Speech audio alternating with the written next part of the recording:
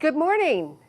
It's JB Portillo here. I know you were expecting to see Jerry, but Jerry's getting a little needed rest and vacation right now, so you have to put up with me.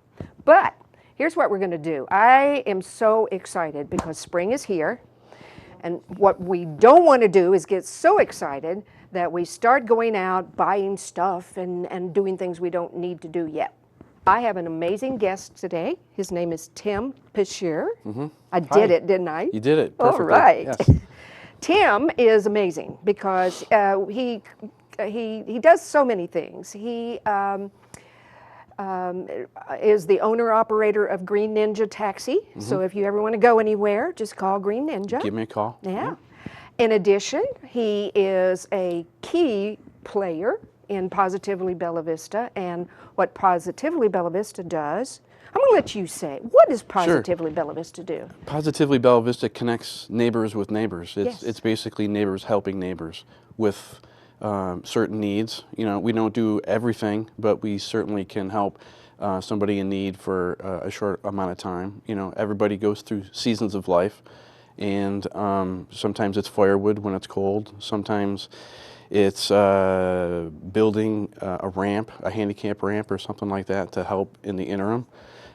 So yeah, it's neighbors helping neighbors, and that's what Positively Bella Vista is all about, is making that connection. And in addition to that, he calls himself a community connector, which kind of encompasses everything you do. Well, it does. I like to connect people with businesses. I've been in Bella Vista for 30 years. So I know the community well, and I know how to be able to connect people with people to make events larger and better and bigger. Sometimes bigger is better. Yeah. I think. Yeah. Yeah. Well, one of the bigger things you do, before we get into what we're going to talk about today, is the trash pickup thing. Talk about that. Yeah, you know, we just had the trash pickup on March 20th, Saturday, March 20th, and it was a huge success. And as you know, trash was everywhere on 71B, and it was my job to coordinate all the volunteers and all the people that wanted to help to pick up trash that day. And how we do it, it's called 6 and 60, and it's picking up 6 miles of trash in 60 minutes. Because I don't want people out there all day and ruining their Saturday. They can come in for an hour, pick up trash. They pick a section of the highway, they sign up. They go out there, they come back, have a hot dog or a brat, and yeah, you had sponsors there for food and everything, didn't you? Oh yeah, Steve Morrow from Allen's was real helpful with that, with the food. Positively Bella Vista picked up the buns and the condiments and all that good stuff. So next year is going to be even bigger and better. We had about 100 volunteers. Did you? We did. Yeah. That's what all those bags were laying on the side of the road? Yeah. And then what happens? Somebody comes and picks those up? RDOT comes and picks those up a few days later. You know, we like to leave the bags on the side of the highway to let everybody know that trash has certainly been picked up. And it took a lot of people, and RDOT comes by in a couple days, and next thing you know, we don't have any more trash. I love it. I love it. Me too. Okay, so today, Tim contacted me, I don't know, several months ago now, sometime during the winter when we couldn't do a lot with what the garden club calls the yard of the month. We've been doing this now for maybe 3 years, I think. But Tim called me one day and said, hey, wouldn't it be fun if we got people from the community to donate some prizes for winning the yard of the month? So that's why he's here today, plus we just need to promote the yard of the month a little bit. It's been kind of, I think the yard of the month COVID hit the yard of the month too. Well, winter. It hit everything, and I think it's real important to have a yard of the month because it promotes the beauty of Bella Vista. People love to take care of their yard. Yeah. And if people don't like to take care of their yard, it kind of helps go, hey, kind of nudges people in the right direction, saying, you know, I could probably do that. That's right. You know, so that's right. I think it's really important. So coming up, we're hopeful to have you do your connecting thing, and we will have prizes from different businesses in the community, as well as the Bella Vista Garden Club will gives everybody the Bella Vista daffodil, and we'll talk about that a little bit more now. On the screen right now, you see this is a picture of the sign that goes in the yard for anybody that wins. We're going to, here's how it works. This is how it works. If you have noticed a yard lately that looks really beautiful, you can even recommend yourself. It doesn't matter. The Garden Club sponsors a Yard of the Month, and it's to promote goodwill and reward you for taking care of your yard. The club chooses somebody that nominations are from the community. The club then chooses somebody who does their own work. We're not out there to talk about, what yard service do you use? Right. Because so many people take care of their own yard, and they do such a good deal. They should be rewarded for that. They should. Yeah. All homes and businesses, so it can be a commercial entity too, Okay. are eligible. And you get that sign that we shown earlier in your yard for about a month, and the newspaper comes out. We do a big article, and it's worthwhile. Right. That's exactly what I'd like to do. Is to be able to expose the Yard of the Month with a local business, and it doesn't have to be a landscaping company, but it could be a local business around town that that rewards those people that work so hard on their yard, and give them some notification and give them some exposure in the paper, in the weekly Vista, or on the local news, and give everybody exposure that they deserve. Oh, I agree with you. You know, I brought a PowerPoint slide today to show you to show all of us, to remind us of a few of the winners in the past. Oh, and super. I'm thinking that here in a few minutes it'll be on the screen, and we can talk about it. Oh, here we go. Nice. Bella Vista Garden Club. Let's beautify Bella Vista. That's what it's all about. I love it. Yeah. This just gives you an idea of what we just talked about. This is usually in the paper and on social media quite often. So, and I gave you a copy today, so Yeah, you can actually tell people about that. I'm going to tell a lot of people about it. I bet you are. I'm going to nominate myself too, if that's okay. You can. Okay. You can. All right, so here you go. We're not going to talk about names necessarily today, but here are some slides of some of the people that have won over the years. I think we've been doing this since 2017. So this was one of the yards. This is a newer house that was built, and they were so like, oh my goodness, don't do this yet, I'm not finished. I'm like, looks good to me. Yeah, So it sure does. this is a nice start. Let's go. Here is another one that was just amazing. And if I'm not mistaken, this lady did all of this work herself. Wow, that is amazing. Yeah, yeah. Beautiful, beautiful entry. Here is another, same sort of thing. I meet these little bitty people that actually have built ponds from the digging it out to putting everything in. It's amazing. I don't know how they do it, because you need a pickaxe for sure to dig anything. Right. It's called Bella what is it called? A Bella Vista toothpick, or an Arkansas toothpick? Bella Vista toothpick? Yeah, oh yeah. Or yeah. a Bella Vista shovel. That's right. Okay, let's see. That's us. Let's go back to the slides if we could. Here's another. A lot of people build memorials to relatives and that sort of thing. So even though this happens to be a gravel yard, which isn't necessarily my favorite, but it's okay. I guess they're low maintenance. Sometimes it works. It works, and if the hardscape is beautiful, I mean, why not? It's all about beautifying your yard. Let's try another, please. Okay, look at that. Look at her entryway there, and the slide. You can tell how proud she is. Yes, absolutely. There are gardens. There are little vignettes. I call them little vignettes throughout the yard. You've got to have a focal point, don't you? You do. Right? When you're building a garden or a Yard of the Month, you've got to have a trail or a path that leads to some sort of focal point, and then away, and then to another point. Yeah, you don't really have to have that, but that's the art of gardening and of landscaping. Let's keep going here. There's another one. This one was amazing. Now, this guy, that yard was incredible.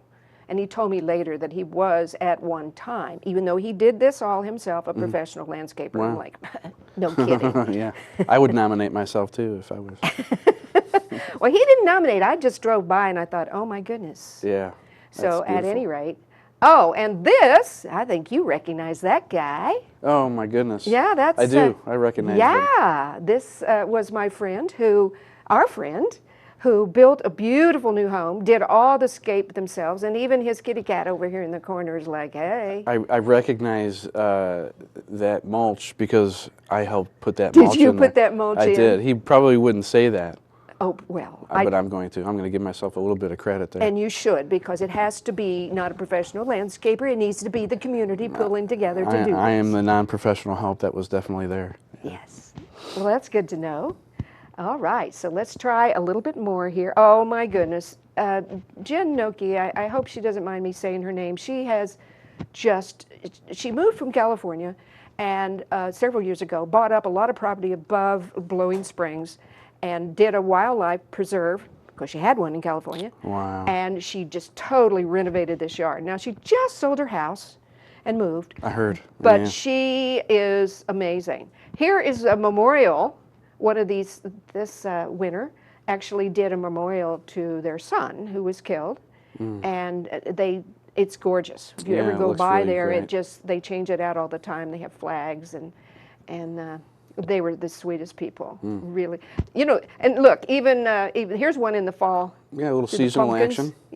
Yeah. Looks great. We do this all year round as long as the yards are still looking good Sure. and the weather is not ridiculous. But let's see, I think, here's another one of yeah. I call this lady my I bookend know because those her name guys. is BJ and my name is JB. Yeah. So she has this little, there's a story behind her little angels over here in the yard. Her Okay. husband is very devoted to her and he does all kinds of sweet things for her, like build that yard when she's out of town. Yeah, they did a really great job. They did, didn't they? All right. And then I think that the next one, look at this. Oh, yeah. Now, has anybody been by City Hall lately? Because this is happening. It's as good as it's ever been. Yeah, this was a few years ago, but the mayor took the opportunity to stand out by the sign. This just shows you that we do commercial landscaping Right. as well, or yards. Now, we don't do backyards. This is front and side, and Okay. it's street. Okay, kind of that's good to stuff. know. That's good to know. Yeah. Now, can I ask you a question Yes. about this particular Yes. slide because it shows the Bella Vista daffodil? Now, it seems it's thicker than ever. Do those daffodil bulbs multiply? Yes. Wow. Yes, in the winter they're all down there going, hey, Yeah. let's spread out a little bit. Yeah. Yes, and eventually you're going to have to thin them out and do more for it. But it's really beautiful and full. We sell these. The garden club sells these. You know, here's Yeah, there's- another example of it. We sell these in the fall as well, and we also plant a whole bed. And out at the wastewater plant, we overwinter those, and then we all go out there and dig them up and resell them or give them Beautiful. away. Yeah, they're great.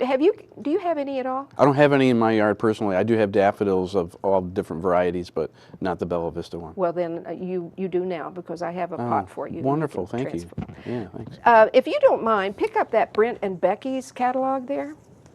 And if the camera could get a hold of this would be really great. And maybe zoom in on this a little bit if we can. Because what I'd like to show you about Brent and Becky's catalog, if you can zoom in a little bit. There you go. You see the Bella Vista daffodil? Can you kind of point to that, Tim, right there? That's how we discovered it. Brent and Becky's works with us, and that's the real name of the daffodil. It's a little bigger, Right. a little with an orange center and white. And we, several years ago, Tony Lacossi, you know Tony, he made a deal with them, and we've been buying them ever since. And our goal was to, although we'll never be a Texas bluebonnet lucky enough to do that, Right. we want, when people drive into Bella Vista in the spring, to look like, oh my goodness, look at all these beautiful flowers. Right. Right. I That- think it's a great idea. That's the point. That Yeah. was the point. I think it's a great idea. Yeah. And there's no reason why we shouldn't be. And through the garden club, we get points if people buy from Brett and Becky's as well. Oh, okay, good. So that's very helpful. Some of the other, let's talk about now. Let's talk a little bit more about what's going on right now. I brought tools today. I brought all kinds of things that I want to show you. And first of all, let's talk about my favorite watering can right here. You see the hog? Oh, this is great. Isn't that great? Yeah. I actually, somebody was going to throw that away. And he's even, yeah, he's got a tail and the whole thing. Yep. He's pretty cool. That's my favorite watering can. And it's balanced just right too, Yeah, right? yeah. Isn't he cute? I love it. Love it. Now, was that handmade here in Bella Vista? I don't know. I found it in, I'm a kind of a connector too. I rescue vintage things. And I was going to paint him, but I don't think I will. I think he's cool the way he is. Yep, he's kind of rusting just right. And he doesn't leak. I tried that out. Okay, that's good. In a watering can. That's right. A couple of the tools that you kind of need right now, what we're doing is kind of cleaning out our beds. It's too early, folks. Don't be planting stuff yet. Okay, it's too early. We talked earlier, what was the frost date? April 15th. Somewhere along in there, Yep. that supposedly, if Mother Nature cooperates, then that's the last possible frost. It's so hard to hold out when you know it's going to be 70 one day and 60 another day.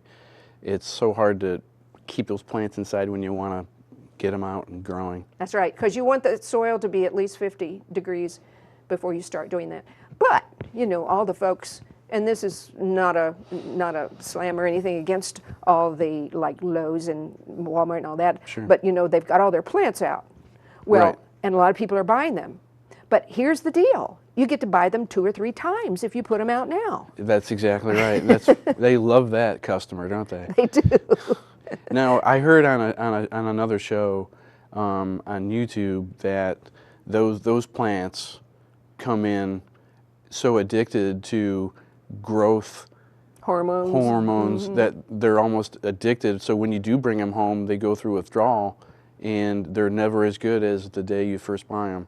They get a little worse every time, unless you don't fertilize them yourself constantly. Right. That's happened to me so many times. So many times? With geraniums.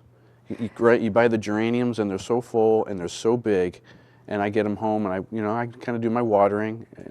Do you pinch off the dead I pinch off the dead ends, and then before you know it, they're very spindly and all of that. Yeah. Well, one of the things you can do along with that is actually, you see my Go Native sign down here? You see this? As well as being a master gardener and a garden club, I'm also a master naturalist. Oh, wonderful. For the state, actually. So we have huge plant sales. We call them donations. You donate money and we give you plants because it's a nonprofit. But we raise all of our own. We do all the seed propagation. We have a huge greenhouse that we work in down in South Fork and West Fork. Sorry, West this Fork, is yeah. not Dallas. Right. West Fork. Yes. But we, the plants are wonderful. We don't use, we're organic gardeners. Okay. Yep. So we only use natural products on them. And so one of the ways that you can really enhance your yard and make sure that deer and all of the kind of critters that you worry about, like for instance tulips are so beautiful, aren't they? Yes. That is like smorgasbord for deers.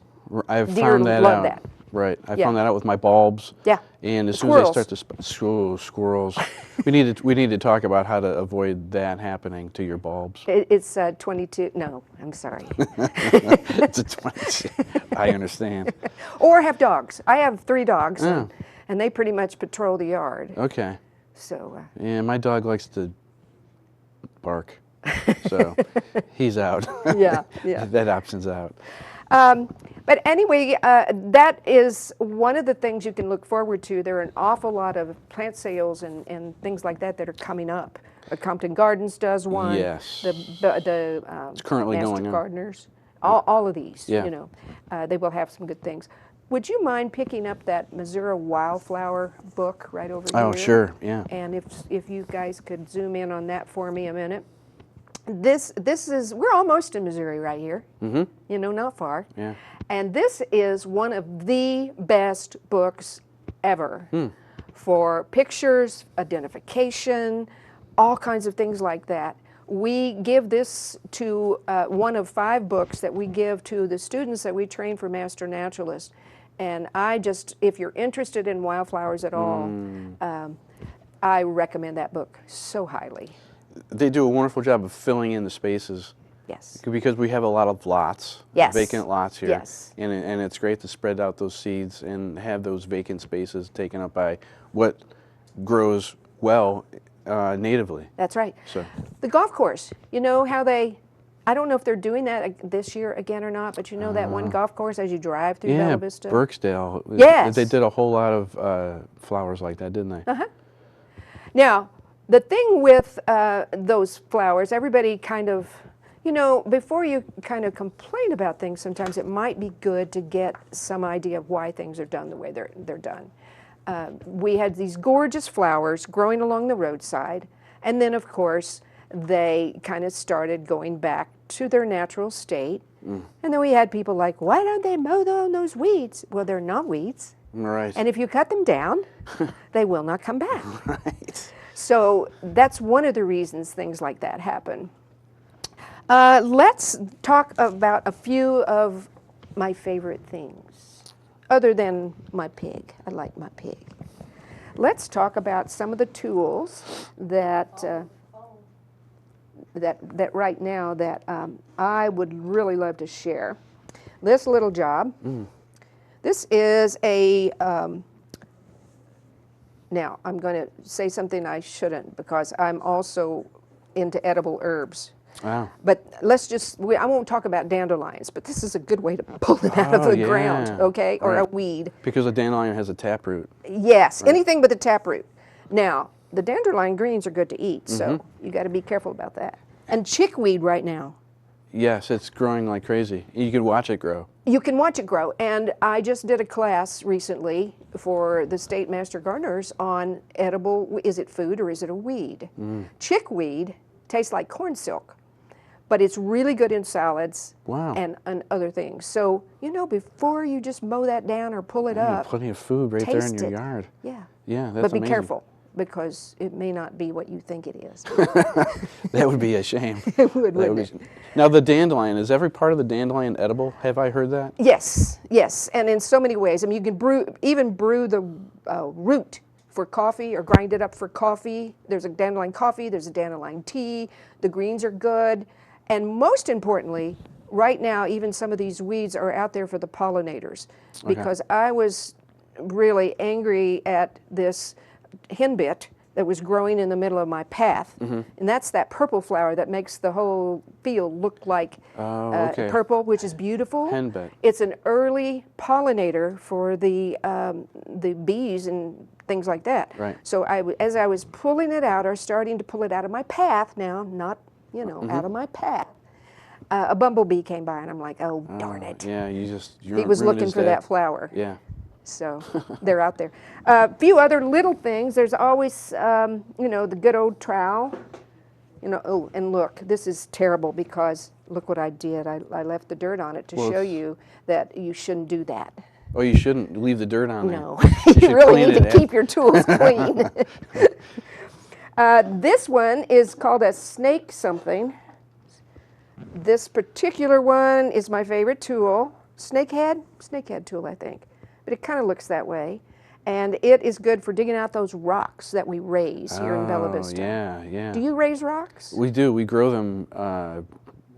We could make a fortune. We could, if we could figure out how to paint them and sell them or something. Another, you have one. I do. This is my favorite tool. Now, is this a hand claw? Is that what you call this? You can call it anything you want. How do you use it? Now, I just used this yesterday in my mulch where I have my tulips growing in my spiderwort that's coming up for the second year. Good. And so the chickweed grows like crazy, and even though you have a lot of mulch down, it's great for pulling off that chickweed and pulling it out and setting it aside. Yeah. So, yeah, this is my favorite tool. You know, a lot of the tools, I have a really bad habit of using them and laying them down, doing something else, and then I can't find them again. You ever have that problem? All the time. Okay.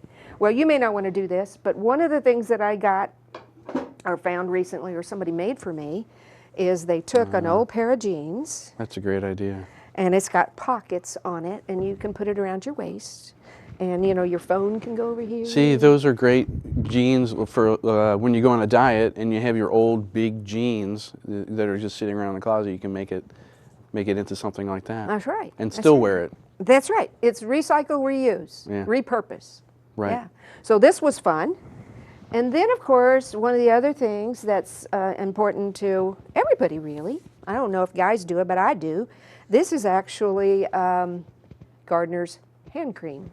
Because your hands, you should always wear gloves. And I should have brought some today because gloves are important. Right. But this hand cream is really good for after you come in from doing the work in the yard. Because the ground gets dusty, your hands get chapped, and I'm not scared to use that at all. And it has a sunscreen in it too. Yeah. Now, one of the things we need to watch out for right now, apparently there's been a new influx of ticks.